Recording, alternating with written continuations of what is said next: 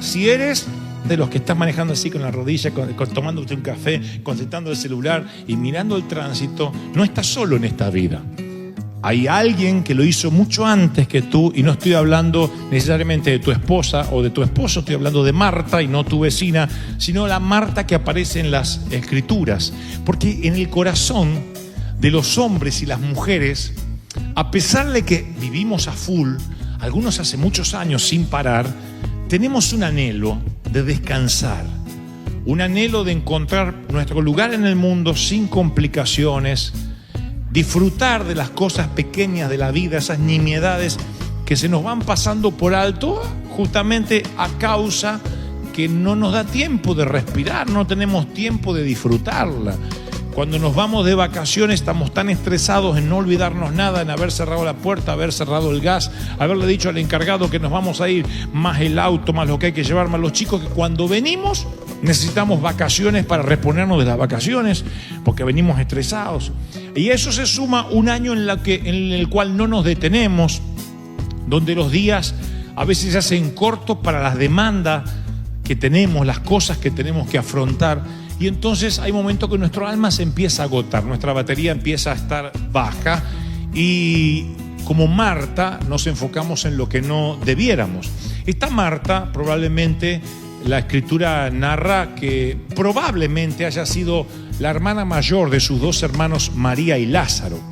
En aquel entonces el rabí causaba un revuelo entre la élite religiosa por haber resucitado a Lázaro y estaba de visita en la casa justamente de Marta, María y Lázaro. Las Escrituras no son claras respecto a la cronología de estos sucesos, pero de igual modo había un estrecho vínculo entre Jesús y estos tres hermanos, María, Marta y Lázaro. Eran amigos.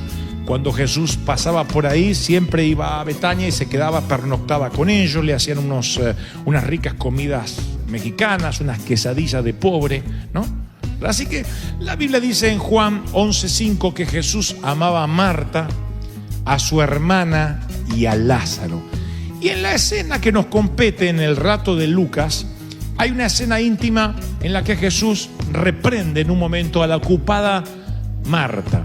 No la reprende, la exhorta de modo tal que la quiere avergonzar. Al fin y al cabo es su amiga y la Biblia narra que la ama, como a su hermana María y como a su hermano Lázaro. Pero le dice: Marta, me parece que no te estás enfocando en lo que debieras. La exhorta con un cariño, con un aprecio, con un amor que solo un amigo, un padre puede hacer.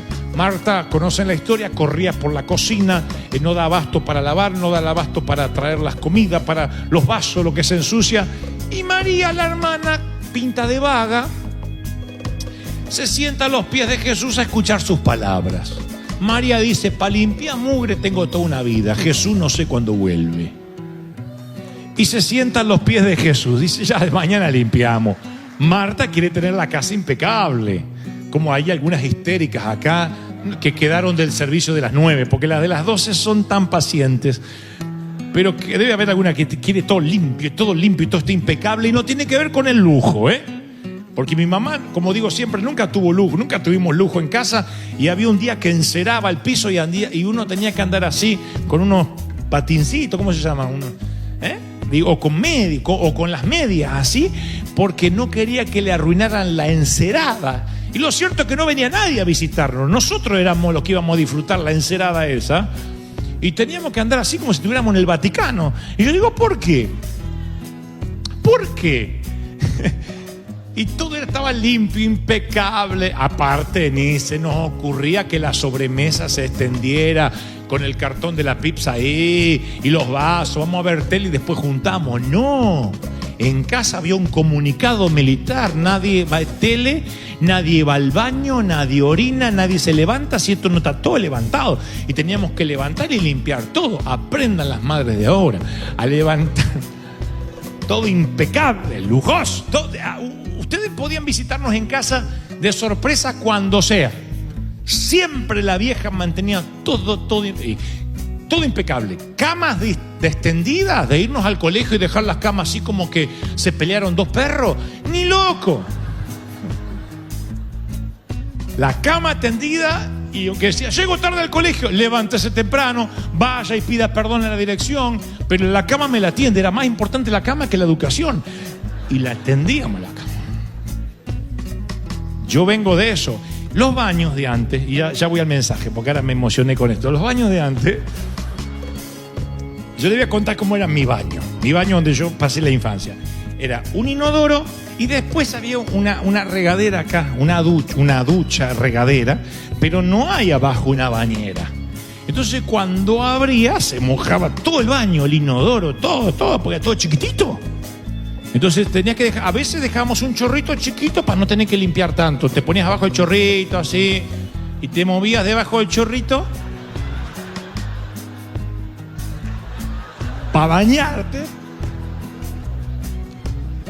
Y después ya antesito ni ensuciaste, ¿viste? Ahora, si querías un baño así, tipos gladiador romano, que te bañabas así, era salpicar paredes, azulejos, todo, y del baño no se salía antes de ponerte el calzón a limpiar. Y entonces estabas así limpiando, así te congelabas. Después te vestías así, salías y dejabas el baño limpito y venía el viejo a bañarse, que no quería entrar a un baño usado, tenía que estar limpio. Esa era mi vieja. No sé cómo se aguantó en el cajón ahí si no estaba higienizado el ataúd. Diga que se fue rápido a la presencia del Señor. Increíble. Entonces, yo sé que hay muchas que tienen aquí y muchos que son como Marta. Y está bueno ser pulcros, ser higiénicos, tener todas las cualidades de alguien que le gusta trabajar, que la casa esté impecable, porque eso lo disfrutan los demás que conviven con esa persona. Pero cuando cualquier cosa que nos desenfoque de estar a los pies de Cristo, cualquier cosa que nos quite el enfoque de lo importante por una urgencia que se puede hacer mañana y que no es tan urgente si lo pensamos de manera técnica, es aquello que nos hará ganar una exhortación del Señor, como se la ganó Marta. Cuando Marta se quejó por la evidente discrepancia que había entre su diligencia, su trabajo y la relajación de María. Ahora, yo le conté cómo era Marta. ¿Se la imaginan a María?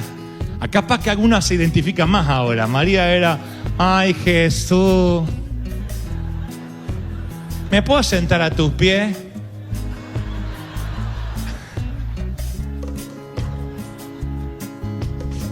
Y se desparrama ahí a los pies. ¡Oh! Y la otra tenía un veneno encima. No porque tenía que hacer la tarea, sino porque la ve a esta tirar a los pies de Jesús. Entonces Marta ve que ella está muy diligente, que la hermana está disfrutando ahí a los pies de Jesús. Y Jesús, que ya ve la pelea que se avecina entre las dos, apenas él cruce la puerta y se vaya, le dice: Marta, estás inquieta. Hay una versión que dice: estás afanada y preocupada, estás tan inquieta por muchas cosas, y solo una cosa te es necesaria.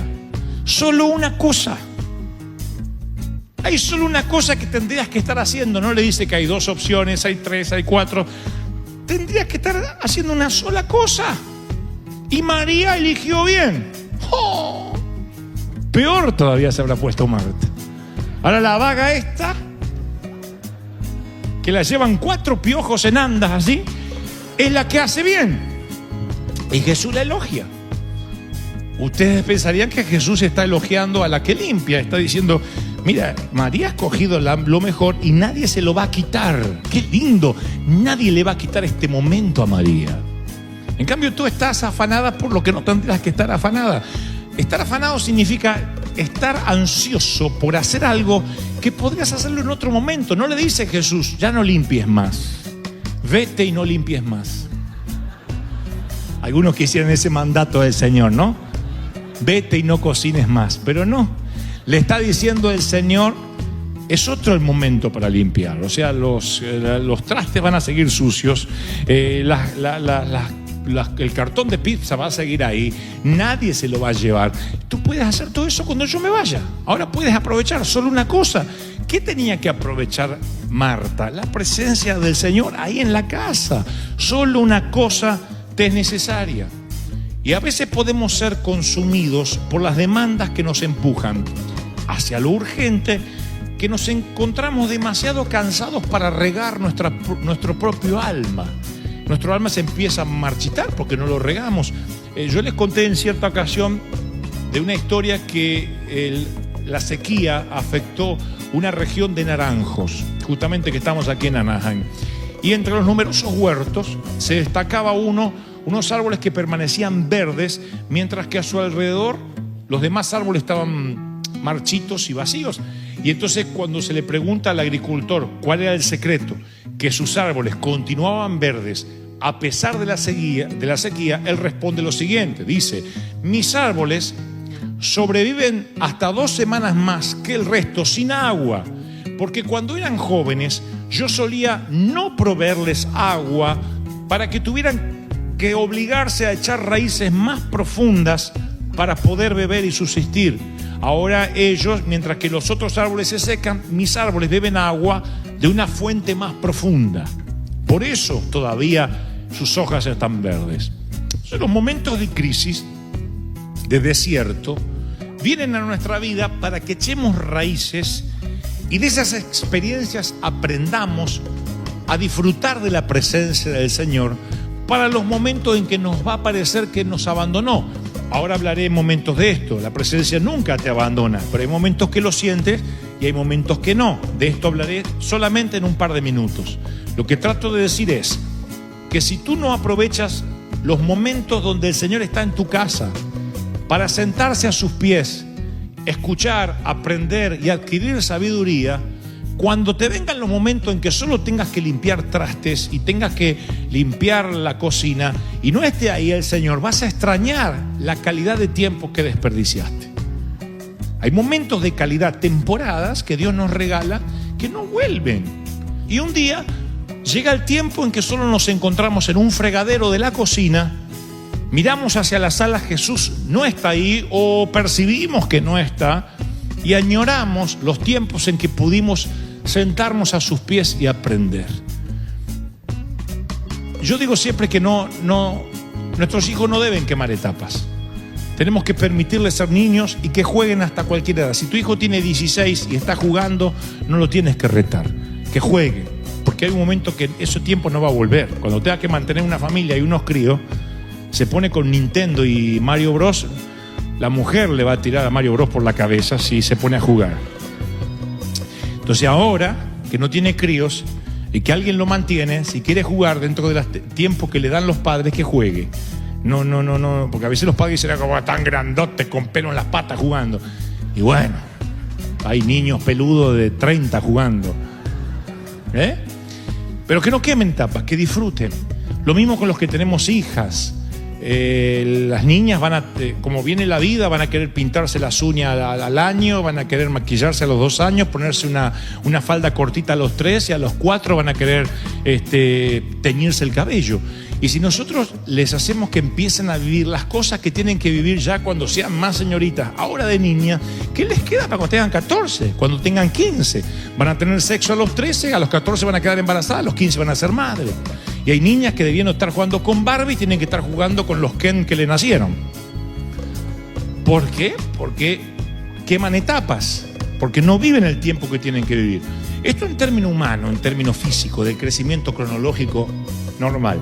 Ahora, en término espiritual, ¿cuántas veces quemamos etapas y no disfrutamos sentarnos a los pies de quienes podemos aprender? Un día esos maestros se van a ir. Los Elías no van a permanecer con nosotros siempre. Un día son arrebatados y Eliseo, por más que tenga una doble porción del espíritu que había en Elías, va a añorar los tiempos en que la responsabilidad no cabía sobre él. Claro, para Josué fue maravilloso tomar el lugar de Moisés. Ahora, ¿creen que cuando no sabía qué hacer, para dónde escapar, cuando el pueblo se rebelaba, no hubiese querido encontrarse con Moisés y decirle: Moisés, ¿vos qué harías? Pero se había ido y ahora tenía que asumir la responsabilidad. Miren si Josué no hubiese aprovechado los tiempos en que se quedaba unos metros más abajo de la montaña mientras Moisés tenía comunión con el Señor. De allí es que uno tiene que aprender a servir para que algún día lo sirvan. Es no quemar etapas, tiempos que tenemos que aprovechar. Si todavía puedes sentarte a los pies de alguien que sabe y aprender, tienes que disfrutar ese tiempo porque no vuelve. Y yo te hablo esto porque yo sé que los jóvenes que están estudiando, es pesado estudiar. a veces matemáticas. Si tienes desarrollado tu parte creativa cerebral, la lógica, ¡ay! Yo odiaba las matemáticas, los logaritmos, las físicas, todas esas cosas las odiaba porque yo era creativo, poeta y dibujante. Ahora, el que le encanta la contaduría odia la poesía, el dibujo y todo eso. Pero hay que aguantarse esas cosas porque después te sirven para la vida. Y yo me acuerdo que hay cosas que tampoco disfruté del colegio. Son cosas de mi soltería, tiempo de mi soltería que no disfruté. Porque como muchos de ustedes me quiero casar. Después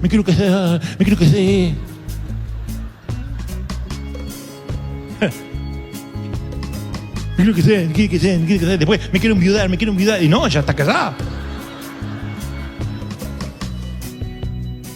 Y uno dice, sí, pero vos porque no tenés 40 años soltero. Y es una etapa maravillosa. Los 40 años de soltero puedes hacer cosas que no puedes hacer los 30.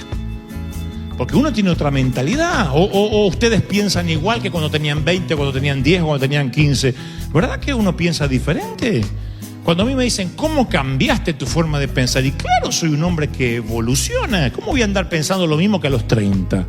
Yo no pienso lo mismo ni que a los 40. Yo fui cambiando. Mi forma de pensar, mi misericordia cambió, mi gracia cambió, mi sentido de la justicia cambió. ¿Por qué? Por experiencia, por cosas que he pasado. Entonces uno va mutando. Uno evoluciona o involuciona, ¿no? ¿Cómo evolucionamos? Cuando la presencia de Dios nos visita en casa, inmediatamente nos sentamos a sus pies. Esto en términos de la parábola o de la metáfora es cuando el momento en que Dios nos visita hay que aprovechar estos momentos que tenemos en la iglesia, que no vuelven, momentos que no regresan, son temporadas únicas, visitaciones del Espíritu.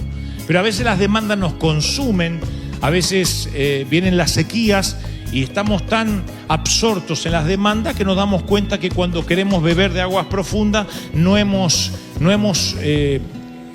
echado raíces que nos conecten esas aguas. Y entonces nos empezamos a secar. Y la presencia de Dios es un viaje que uno puede asumir para toda la vida. Y esto es lo que yo les dije que le iba a hablar en un par de minutos, que tiene que ver con sentir la presencia de Dios o no sentirla. Con esto de la parte sensorial, ¿la siento o no la siento? Imagínate un camino polvoriento, de Oriente Medio, eso quise decir. En Oriente Medio, un camino lleno de polvo que serpentea en medio de parras, de praderas, de colinas. Es un camino solitario. Entre los que viajan hay dos hombres, dice la Biblia, discípulos de Jesús. Dos hombres que habían estado creciendo a los pies de Cristo. Uno, la Biblia narra, que se llama Cleofás, y el nombre del otro se perdió en la historia. La Biblia no registra el nombre del otro. Uno es Cleofás y otro más, pero ambos son discípulos de Jesús. Ambos viajan desde la gran ciudad de Jerusalén, unos 11 kilómetros, a un pequeño pueblito llamado Emaús. Esos 11 kilómetros caminando lleva un poco más de 2 horas, lo que hoy dura una buena película. 2 horas de duración, de camino. Estos dos hombres salieron de Jerusalén, van a Emaús, posiblemente a llevar mercadería, por ahí se dedican, no sé, a vender algo y tienen que caminar esos 11 kilómetros. Metámonos despacio en la escena que encontramos en el capítulo 24 de Lucas. Estos dos hombres están atrapados en una conversación muy profunda, repasando todo lo que recientemente había sucedido en Jerusalén. Su líder, Jesús de Nazaret, un poderoso profeta en palabras, en hechos, fue entregado a los procónsules romanos y sentenciado a muerte. Fue crucificado entre 2 ladrones. Ambos muchachos, Cleofás y el otro, que van camino a Emaús, esos 11 kilómetros, van hablando de lo preocupados que están porque vieron los azotes, los golpes, la sangre, la agonía, la deshonra de la muerte de su líder. Las noticias resuenan en toda la ciudad, es lo que hablan todas las radios, están las portadas de todos los periódicos. Los hombres están abrumados por los acontecimientos, angustiados, deprimidos, desalmados, desanimados. Y en el medio del camino polvoriento del Oriente Medio se les une un tercer hombre. Crea una pequeña nube de polvo con sus pies, se mete en el medio de la caminata. Estos dos no reconocen al hombre que se le suma en la caminata. Es joven, barbudo, una israelita como ellos, luce como hebreo, y empieza a hablar. Se une a la conversación y pregunta: ¿puedo saber de qué discuten? Fíjense qué sarcástico que es este tercer hombre, que ustedes saben la historia, es nada menos que Jesús resucitado. Le dice: ¿puedo saber de qué discuten? Y así se mete en la plática, ¿no? Y Cleofás y el otro muchacho dice: ¿qué? ¿Eres el único en Jerusalén que no sabe lo que acaba de suceder? Debe ser peregrino. Tú tienes que ser un inmigrante, de aquí no eres. ¿Cómo no sabe lo que está viviendo la nación? Y siguen sin reconocerlo. Jesús dice: no sé, ¿qué acontecimientos son estos que ocurrieron? Fíjense la ironía, el sarcasmo de Jesús. No sé, ¿qué acontecimientos? Se hace el que no sabe. Ustedes dirían: pero Jesús, ¿por qué se hace el que no sabe? Porque los quiere escuchar hablar un poco a estos, ¿no? ¿Qué es lo que pasó? Y esto le empiezan a contar: ¿no te enteraste?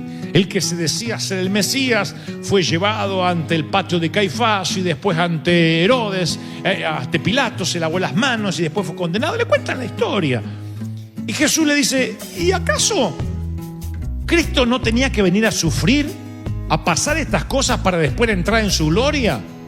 Y los muchachos lo miran y dicen: ¿dónde sacaste eso? ¿Cómo de dónde saqué? Del Pentateuco, lo que decían Moisés, los profetas, y le empieza a abrir las escrituras. El tercer transeúnte les abre las escrituras a estos dos, que están ensimismados, están como Marta lavando sus platos sucios. Ellos están preocupados: y ahora todo lo que tenemos que hacer, y se nos murió, y ahora qué vamos a hacer. Ellos no pueden ver quién camina con ellos. Se pierden la bendición que tuvo María. Está Cristo con ellos, pero no lo sienten, no lo ven, se están topando con Él. Son de los pocos que la historia registrará que caminaron con un Cristo resucitado. Todo el resto caminó con un Cristo normal, con un cuerpo físico, que no echó mano a la deidad divina para caminar. Acá es el Cristo resucitado. Este Cristo que camina con Cleofás y el otro varón estuvo en la tumba, estuvo 3 días muerto, estuvo 3 días en el Seol, resucitó y ahora camina con ellos. Miren qué privilegio tienen estos tipos. Sin embargo, no se dan cuenta. Y Cristo les empieza a predicar. La cosa es, para hacer la historia larga, corta, que llegan a Emaús. Ellos empiezan a decir: wow, tiene razón, Moisés ya había hablado de que este tenía que morir crucificado. Porque si uno no comprende las escrituras, Jesús podría caminar contigo y tú no lo reconocerías. Si la palabra de Dios no cobra vida para ti, tú no reconoces que Jesús camina a tu lado. Esa es la diferencia de decir: yo no tengo a Jesús a mi lado. Eso es teológicamente incorrecto. Jesús está a tu lado. Y ahora en unos minutos más les voy a hablar cómo Jesús a veces está al lado de los inconversos, que dicen no tiene a Jesús en su corazón. Sin embargo, yo te voy a demostrar que sí lo tienen, nada más que no lo reconocen. Se los voy a decir en minutos antes de que me apedreen por herejes y me dejan avanzar. Ellos caminan a Emaús y no saben que Jesús está con ellos. Lo invitan a cenar y allí es cuando llegan a Emaús y Jesús les termina de abrir los ojos, lo reconocen. Cuando le piden: quédate a cenar con nosotros, Él le abre los ojos a los discípulos y entonces, imagínense la sorpresa, la conmoción, la alegría. ¡Jesús! ¡Eres tú! ¡Estás vivo! Caminaron 2 horas los condenados y no se dieron cuenta. No crean que Jesús usó una máscara, se sacó la barba así y dijo: soy Jesús. Estos tipos estaban tan ensimismados en sus problemas que prefirieron lavar platos sucios del pasado en lugar de sentarse a los pies de quien estaba caminando con ellos. No lo reconocieron.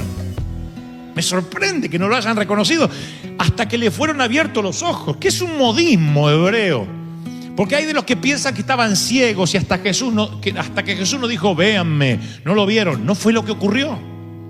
El abrir los ojos significa hasta que se les reveló, hasta que le dijo: sonso.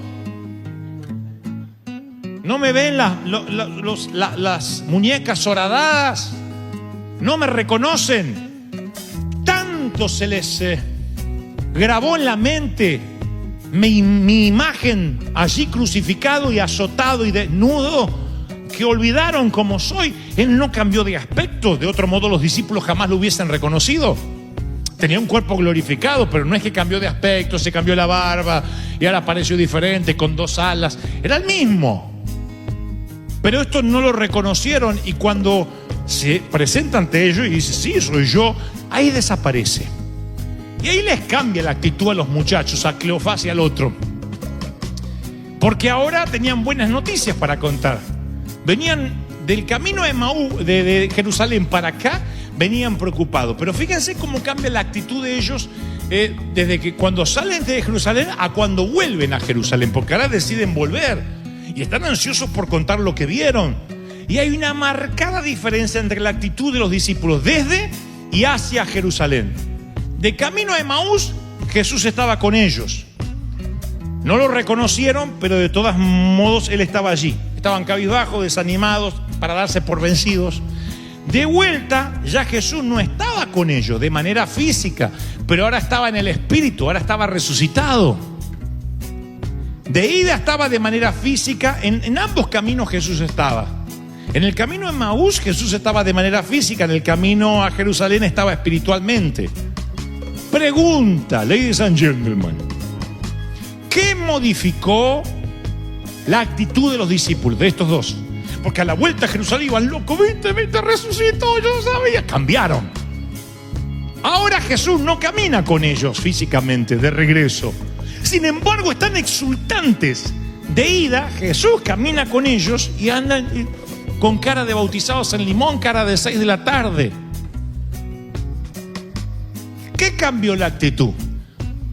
No te apures a responder porque dirás algo como, bueno, la presencia de Cristo cambió la actitud. No, porque la presencia de Cristo siempre estuvo con ellos. También de ida, Emaús. Lo que cambió la actitud fue que reconocieron la presencia de Cristo. No que Jesús ahora vino y Jesús antes no estaba. Siempre estuvo. Pero el reconocer que estuvo es lo que cambia la actitud. Es tu reconocimiento de la presencia de Cristo lo que cambia tu manera de ver la vida. ¿Cómo reconoces la presencia de Cristo? Estándote quieto. Si te pones a lavar trastes, nunca vas a reconocer que está parando en tu casa. ¿Cuándo algunos se darán cuenta de la que tenían la presencia de Cristo cuando ya no la tengan? ¡Qué triste! Está quieto, permaneced callado, dijo el Señor, porque en mí está la victoria. Vengan a mí y recuperen su vida. La Biblia dice en Juan 11:5 que Jesús amaba a Marta, a su hermana y a Lázaro. Y en la escena que nos compete en el relato de Lucas, hay una escena íntima en la que Jesús reprende en un momento a la ocupada Marta. No la reprende, la exhorta de modo tal que la quiere avergonzar. Al fin y al cabo es su amiga y la Biblia narra que la ama, como a su hermana María y como a su hermano Lázaro. Pero le dice, Marta, me parece que no te estás enfocando en lo que debieras. La exhorta con un cariño, con un aprecio, con un amor que solo un amigo, un padre puede hacer. Marta, conocen la historia, corría por la cocina, no da abasto para lavar, no da abasto para traer las comidas, para los vasos, lo que se ensucia. Y María, la hermana, pinta de vaga, se sienta a los pies de Jesús a escuchar sus palabras. Si tú no aprovechas los momentos donde el Señor está en tu casa para sentarse a sus pies, escuchar, aprender y adquirir sabiduría, cuando te vengan los momentos en que solo tengas que limpiar trastes y tengas que limpiar la cocina y no esté ahí el Señor, vas a extrañar la calidad de tiempo que desperdiciaste. Imagínate un camino polvoriento de Oriente Medio, un camino lleno de polvo, es un camino solitario.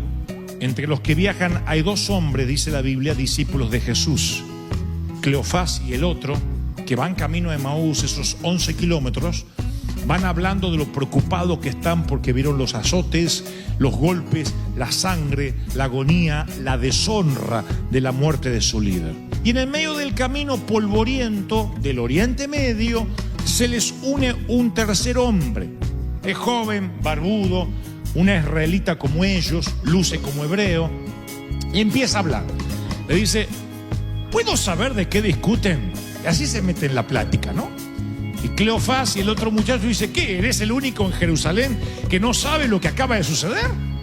Debe ser peregrino. Tú tienes que ser un inmigrante, de aquí no eres. ¿Cómo no sabe lo que está viviendo la nación? Y siguen sin reconocerlo. Ellos caminan a Emaús y no saben que Jesús está con ellos. Lo invitan a cenar y allí es cuando llegan a Emaús y Jesús les termina de abrir los ojos, lo reconocen. Cuando le piden, quédate a cenar con nosotros, Él le abre los ojos a los discípulos y entonces, imagínense la sorpresa, la conmoción, la alegría. ¡Jesús! ¡Eres tú! ¡Estás vivo! Y ahí les cambia la actitud a los muchachos, a Cleofás y al otro. Porque ahora tenían buenas noticias para contar. Venían del camino de Jerusalén para acá, venían preocupados. Pero fíjense cómo cambia la actitud de ellos desde que cuando salen de Jerusalén a cuando vuelven a Jerusalén. Porque ahora deciden volver y están ansiosos por contar lo que vieron. Y hay una marcada diferencia entre la actitud de los discípulos desde y hacia Jerusalén. De camino a Emaús, Jesús estaba con ellos. No lo reconocieron, pero de todos modos Él estaba allí. Estaban cabizbajos, desanimados, para darse por vencidos.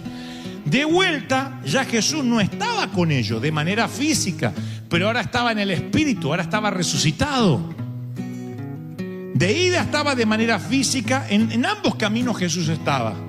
En el camino a Emaús Jesús estaba de manera física, en el camino a Jerusalén estaba espiritualmente. Pregunta, ladies and gentlemen, ¿qué modificó la actitud de los discípulos, de estos dos?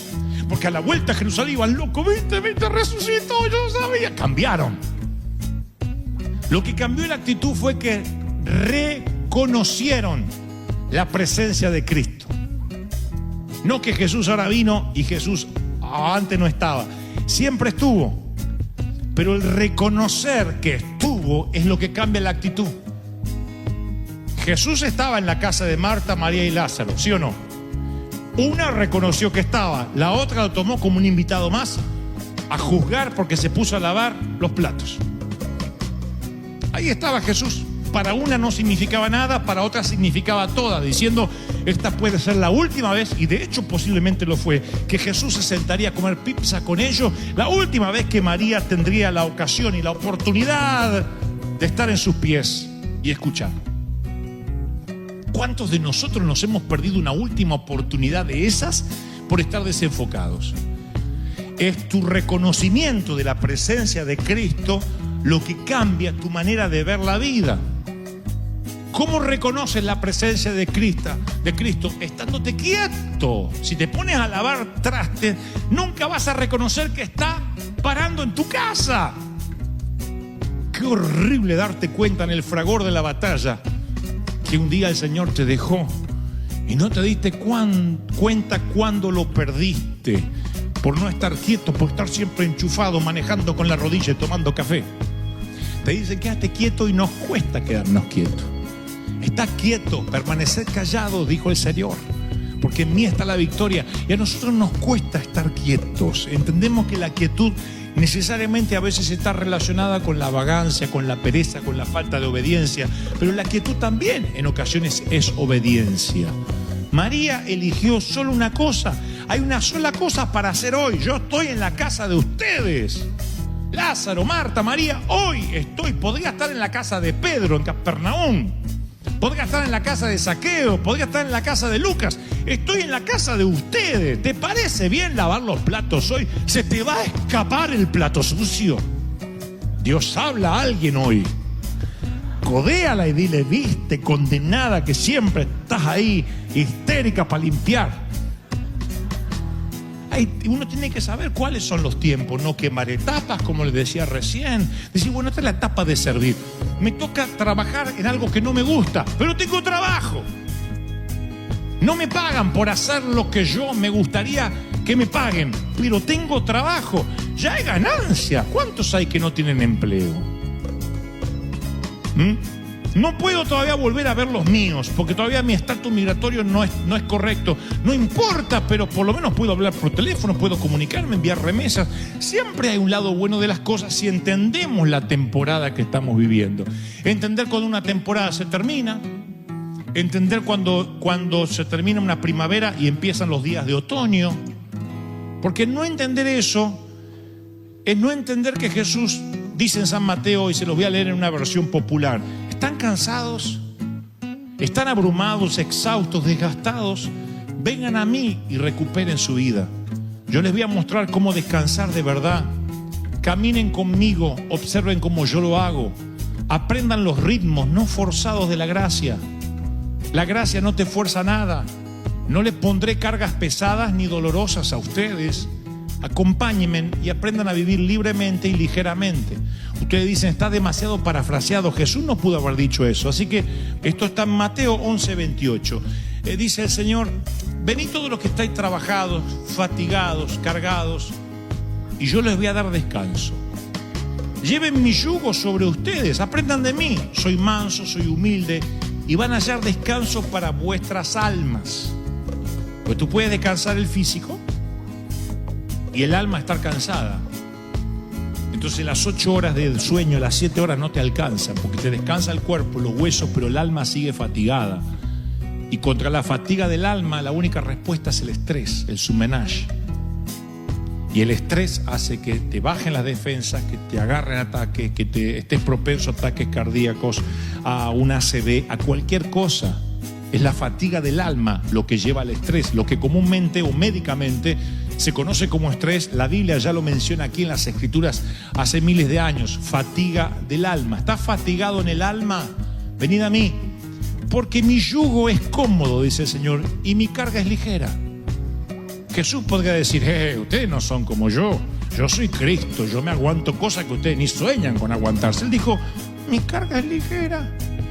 Iba a subir a la cruz cuando dijo esto, Fue antes de subir a la cruz y él dijo: mi yugo es livianito, mi carga es ligera. Lo que está diciendo: no es una carga para mí hacer la voluntad de mi Padre, no es una carga. Si servir al Señor es una carga, si vestirte, ay, hay que ir a la iglesia, me tengo que echar color en la cara. Hay hermanas que están haciendo frente al espejo. Si eso pasa y vas con carga, ¿sí? Para algo está funcionando mal. Se te está agotando el alma en servir a Dios. Estás caminando a Emaús en vez de estar caminando hacia Jerusalén de regreso. Ambos son caminos donde Cristo está, pero en el camino a Emaús no reconoces a Cristo, y en el camino de regreso a Jerusalén ya no lo ves, pero lo sientes, que está vivo. Esos dos discípulos volvieron predicando: Cristo está vivo. ¿Y a dónde está? Caminamos con Él, casi cenamos con Él, nos predicó las Escrituras. ¡Qué lindo! Ya no hace falta decir: acá está, lo siento. Habían estado con Él. Una visión de 30 segundos a Saulo de Tarso lo convierte en este enorme predicador llamado Pablo. Pero si uno no logra entender eso, y aquí el punto antes de culminar, uno empieza a aislarse, que no es lo mismo que estar solos. Aislarse es lo que hace una persona demasiado agotada cuando no quiere hablar con nadie, cuando se hartó de la gente. Te va a pasar, y si no te pasó, a lo mejor te está pasando.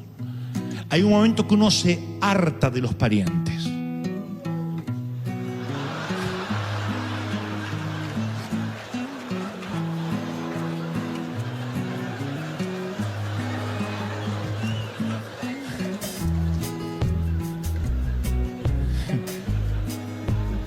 Hay un momento que uno se harta de los hermanos. No digan yo. Aislarse en la cocina, trabajando de manera, no quiero saber nada con la gente. Eso es lo que hace, en una escala del 1 al 10, es llevarte a -2. Cuando estás agotado, estás en 0. Y entonces hay dos caminos: o vas a Emaús y a pesar de caminar con Cristo no lo reconoces, o vas para Jerusalén cuando ya tuviste un encuentro con el Cristo resucitado. También en tu casa hay dos caminos: o te encierras en el fregadero triste, hacer lo que tienes que hacer. El fregadero es una metáfora, te subes al auto, a la camioneta, a la computadora, lo que hagas, y te pones ahí aislado, o te vas a buscar en soledad al Señor. El aislamiento y la soledad no son los mismos. En una escala, insisto, del 1 al 10, cuando estás agotado estás en 0. Cuando te aíslas vas a -2. -2. Entonces Cuando sales del aislamiento, subes a cero otra vez. Y dice, me tengo que reintegrar a la iglesia, al ministerio, lo que sea, porque del -2 subiste a 0. Y cuando con 0 te vuelves a reintegrar, otra vez estás agotado. En cambio, si con 0 te tiras a los pies de Cristo, empiezas a subir a 2, 3, 4, 5, hasta que cargas la batería otra vez a 10. Y es diferente porque sales a la vida con nuevas energías, con nuevas fuerzas, ¿sí? Por eso, la soledad nada tiene que ver con el aislamiento. Porque a menudo uno vuelve al público sin salir del 0. ¿Qué pasa cuando uno no sale del 0? Marta se va a trabajar, se pierde a Jesús en la propia casa, oportunidad única, y se pone a trabajar. Claro, su nivel baja a -2 en términos de energía, espiritualidad.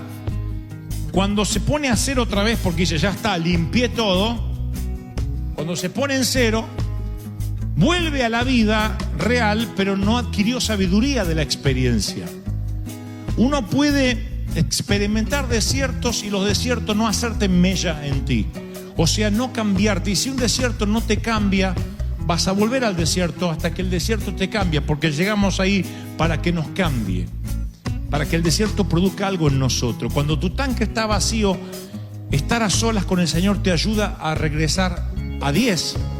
Pero insisto, si te llenas de actividad, es una cura de emergencia, es solo una terapia de urgencia, que a lo mejor uno dice, bueno, estoy mal, pero cuando sirvo a Dios no pienso en nada. No, eso es aturdirse. Y si estás aturdido es porque necesitas urgentemente conectarte a la pared como si fueses una tablet, un iPad. El aturdirte te va a llevar -0 y va a hacer que los desiertos no causen nada en ti, que no adquieras sabiduría. Y cuando uno no adquiere sabiduría, uno sale del desierto tal como entró. Yo nunca le había prestado atención, pero voy a Lucas 4 y dice que Jesús fue llevado por el Espíritu al desierto durante 40 días. Y Lucas registra que Jesús fue al desierto lleno del Espíritu Santo. Por eso resistió la tentación. Lleno del Espíritu Santo. Así dice Lucas 4:1. Fue lleno del Espíritu Santo al desierto. Pero luego Lucas dice en el 4:14, y una vez acabado ese tiempo, Jesús regresó a Galilea en el poder del Espíritu Santo. Entró al desierto lleno del Espíritu Santo y salió en el poder del Espíritu Santo. Y hace una diferencia abismal el evangelista, para que nos quede claro que una cosa es estar lleno del Espíritu y otra cosa es obrar en el poder del Espíritu. Porque para obrar en el poder del Espíritu requiere un tiempo de soledad. Jesús vuelve del desierto y comienza su ministerio de poder. Antes estaba lleno del Espíritu. Imagínense lo que es entrar al desierto vacío. Entrando lleno del Espíritu al desierto, buscando la soledad por las buenas, la comunión con Dios, la llenura se transforma en poder. Dices, wow, no era solo llenarme y engordar, era dar, era bendecir. Y ahí es cuando tu ministerio crece, porque la llenura se transforma en poder.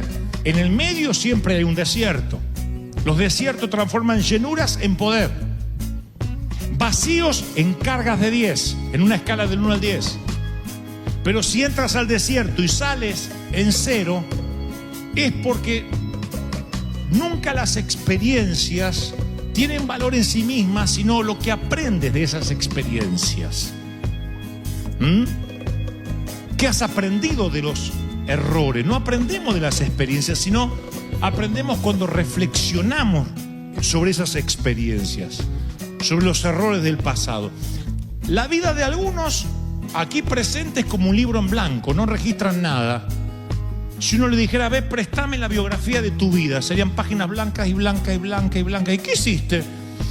Respiro, te dicen. Pasaron cosas, pero nunca reflexionaron sobre ellas, por lo tanto no quedan marcadas. Entran al desierto y salen sin sabiduría, mordieron el polvo para nada. Siguen siendo tan orgullosos, siguen siendo tan pedantes, siguen siendo tan intransigentes, siguen siendo carácter podrido. Pasan por el desierto y salen igual o peor. Sus hojas están en blanco. Otros, su vida es como una agenda, registran todo con detalle, cómo fue. Y dices, ¿cómo fue tu divorcio? ¿Y cómo fue tu quiebra? Y te cuentan toda, pero no reflexionan sobre lo que les pasó. no capitalizan lo que les pasó.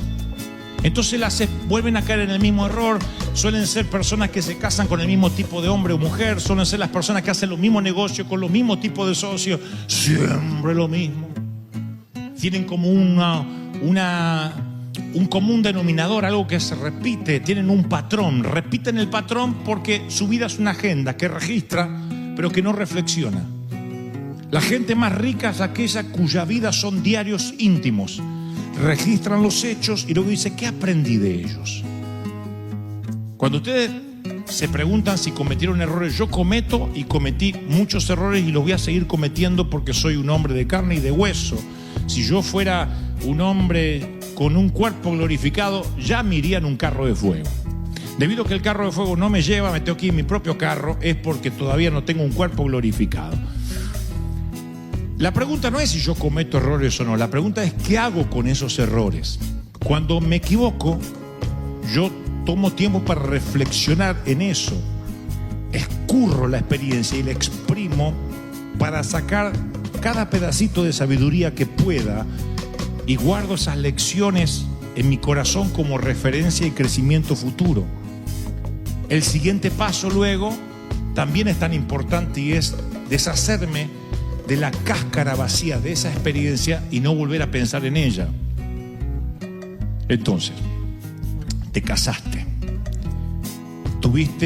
Te casaste con un hombre golpeador, peor de los casos, o una mujer golpeadora, peor todavía. Y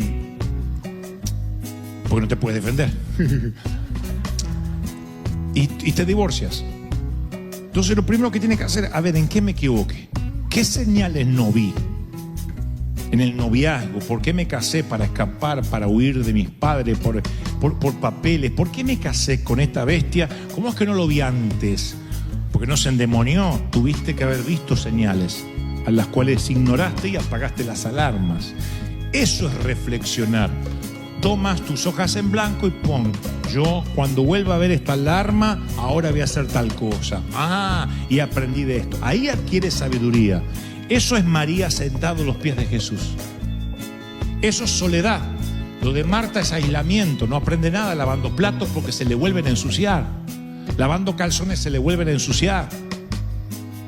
Y se le vuelven a ensuciar y no adquiere sabiduría. Simplemente está en una bicicleta fija, en un círculo vicioso. María está capitalizando, aprendiendo, bebiendo de las palabras de Jesús. Tú tomas tu agenda y dices, esto es lo que aprendí. Luego te deshaces de la cáscara vacía de la experiencia. ¿Qué es? Dejas ahí la suciedad, lo que no te sirve. No andas llorando por la vida. Soy una divorciada, soy una engañada, soy una golpeada. Ya está, la cáscara vacía queda atrás. Viajas liviano porque el Señor dice, mi yugo es fácil, porque el tuyo debería ser pesado. ¿Cómo hacemos para tener un yugo fácil? Dejando la cáscara vacía atrás. Las experiencias o los desiertos pueden ser postes o señales en el camino, marcas de distancia. Parece similar, pero no es lo mismo, porque lo que tiene el poste es que te ata al pasado, no avanzas más. Pero es una marca, una señal que te muestra los kilómetros que vas haciendo, te redirecciona hasta el futuro. Ahí entonces, en vez de tú atarte a un poste cáncer que no te deja mover, fui una enferma o enfermo de cáncer, tú marcas cáncer, faltan cuántos kilómetros para la perfección, no sé cuántos, anotas, y es una marca en el camino y sigues. Dejas la cáscara vacía de la quimioterapia, de las células cancerígenas y avanzas, y cada vez que miras hacia atrás te marca que a partir de ahí tu camino se bifurcó hacia un nuevo nivel de sabiduría. ¿Tiene sentido lo que trato de decir o no? Eso es cuando tú capitalizas los desiertos. ¿Cuánta gente hay que muerde el polvo y en vez de trazar un marcador de distancia se convierte esa experiencia en un poste y se aferran a esa mala experiencia y no avanzan más? Dicen, no, se me acabó mi vida, no puedo avanzar más, y se quedan ahí. Todos cometemos errores, algunos los capitalizamos y avanzamos, reflexionamos y decimos, esto no me pasa más. Y otros cometen el mismo error y se estancan ahí y dicen, soy un error, mi vida es un fraude, y ahí se quedan. Esa es la diferencia entre soledad y aislamiento. El aislamiento te baja -0, la soledad te conecta a la pared, a la energía de Cristo y te eleva la carga. Es una diferencia sutil, pero que no todo el mundo la sabe. Caminar a Emaús con Cristo sin reconocer su presencia es estar solo. Yo digo siempre que hay muchos inconversos que no saben que Cristo camina con ellos. Tengo base bíblica. ¿Por qué nadie mató a Saulo cuando era Saulo? Claro. ¿Por qué nadie terminó con la vida de Saulo? No sabe la cantidad de enemigos que tenía Saulo. Porque Dios tenía un propósito con él y había una protección con él. ¿Saben por qué algunos de ustedes están aquí y conocieron a Cristo hace 5, 6, 7, un año apenas? Porque durante 40 años te protegió precisamente para un momento como este. Nada más que tú no sabías que Cristo estaba de tu lado, que Cristo te protegía, que había ángeles a tu alrededor. Hay ángeles que te protegen para un propósito. Ángeles que te protegen de accidente porque Dios tiene un propósito. Y tú dices, yo ni sé, cuando me iba a accidentar, ni sabía que existía Cristo. No importa, lo que te salvó es que Dios ya había predestinado tu vida para un propósito mejor. Y como ibas camino a Emaús, ni te dabas cuenta que caminaba contigo. Pero después te abrió las Escrituras y te decías, ¡uy! Cristo camina a mi lado. Ahí te diste cuenta que Cristo caminaba a tu lado. No antes. No todo el mundo está consciente de la presencia del Señor. Pero el Señor siempre está. No todo el mundo está consciente de que Él está. Él está. Él está en los desiertos. Él está en los momentos críticos. Él está en los cementerios y está en las paredes frías del hospital, en las salas de cuidados intensivos, en los pasillos de los sueros intravenosos, en las farmacias. Él está allí. Solamente que a veces nosotros no estamos conscientes de que Él está. Entra en nuestra casa, se sienta en nuestra sala y nosotros nos levantamos como maleducados a la cocina a lavar platos. María se sentó a los pies del Señor y ella, ¿qué hacía? Ella escuchaba y estaba así y escuchaba. Y lo miraba y lo contemplaba. Yo imagino a Jesús diciendo, ¿qué miras? Nada, te estoy contemplando para cuando te vayas. Marta echa una loca, una fiera. Y estoy contemplando porque te vas apuntando. Y María, te estoy mirando, Jesús. No me la imagino a María con una letanía, hablando un montón. Me la imagino enamorada. Me la imagino diciendo, es el creador del universo. Es el que dijo, hagamos el hombre a nuestra imagen. Y lo tengo acá comiéndose una quesadilla, tomando un tequila sin alcohol.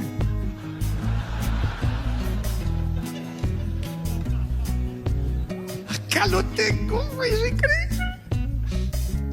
Y Jesús le dice, insisto, a Marta, una sola cosa te falta. Una sola cosa tienes que hacer. ¿Qué es esa sola cosa? Disfrutar de esos momentos que no van a regresar.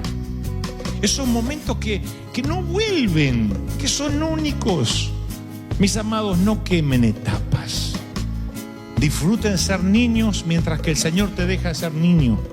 Porque vendrán los tiempos que te dirán, niño, deja las cosas y los pañales y los biberones atrás y compórtate como adulto. Y vas a extrañar ser niño.